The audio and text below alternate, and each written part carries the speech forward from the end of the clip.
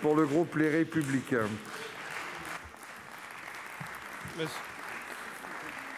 Monsieur le Président, Mesdames, Messieurs les ministres, mes chers collègues, ma question s'adresse à Monsieur le ministre des Solidarités et de la Santé et j'y associe ma collègue Marie-Pierre Richer. Monsieur le ministre, l'heure est grave et je pèse mes mots. Le week-end dernier, l'hôpital de Bourges s'est retrouvé pour la énième fois dans l'incapacité de prendre en charge des patients à cause de l'absence de SMUR primaire et secondaire.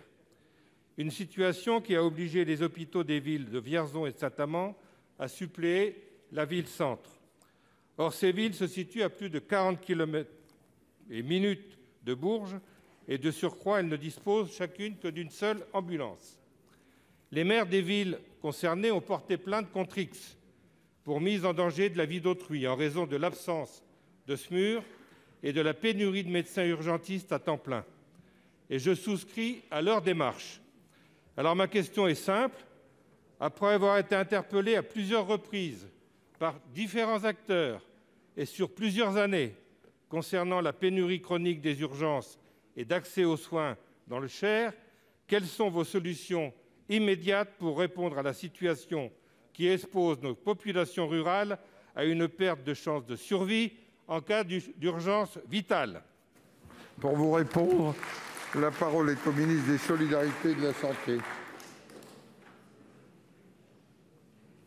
Mesdames et messieurs les sénateurs, monsieur le sénateur Rémy Pointereau, merci pour votre question. Vous l'avez souligné d'ailleurs, ça fait plusieurs années que les pouvoirs publics divers et variés sont interpellés s'agissant de la démographie médicale dans votre très beau territoire de Bourges, qui fait face à une pénurie d'urgentistes. Alors, si on faisait ici une demande auprès des sénateurs et sénatrices, il y aurait fort à parier que beaucoup d'hôpitaux sont en pénurie d'urgentistes. C'est d'ailleurs pour ça que nous avons notamment supprimé le numerus clausus. Mais enfin, pendant 40 ans, il a creusé progressivement le trou démographique dont nous sommes tous victimes sur l'ensemble des territoires. Et de fait, à Bourges, les chiffres sont les suivants. Sur 25 postes d'urgentistes ouverts, il y en a 6 occupés par des praticiens hospitaliers et 6 occupés par des praticiens attachés associés.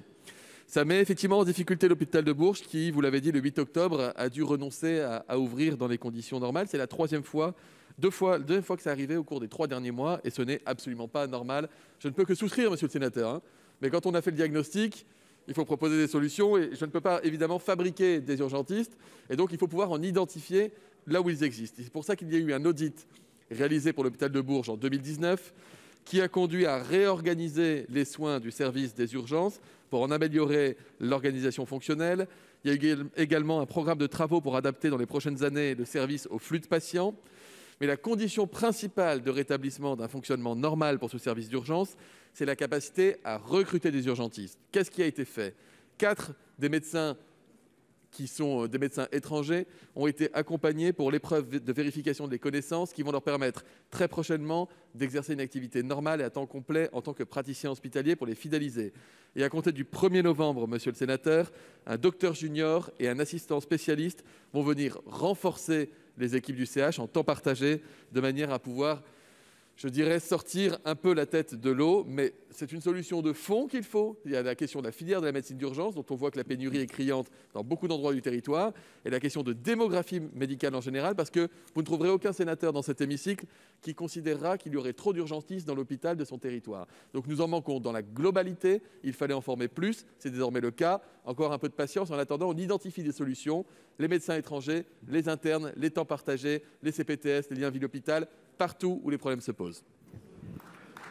Monsieur Pointereau. Oui, monsieur le ministre, vous faites un constat comme moi, mais vous ne parlez pas des problèmes des intérimaires dans les urgences, parce que c'est là aussi le problème. Moi, je vous ai alerté, ça fait plus d'1 an, sur le sujet. Et vous attendez peut-être qu'il y ait un drame dans le département. Et je n'ai pas eu de réponse. Je n'ai jamais de réponse. J'ai envoyé des courriers. Je les ai là. Je n'ai jamais de réponse. Moi, je vous rappelle, monsieur le ministre, autrefois, jadis, les ministres prenaient la peine de répondre aux élus, qu'ils soient de la majorité ou non. Qu'ils soient de la majorité ou non. Par respect de nos institutions, je pense qu'il serait bien que le nouveau monde prenne la peine de répondre et s'inspire de l'ancien pour répondre aux élus, surtout quand il s'agit de nos populations rurales qui sont en danger.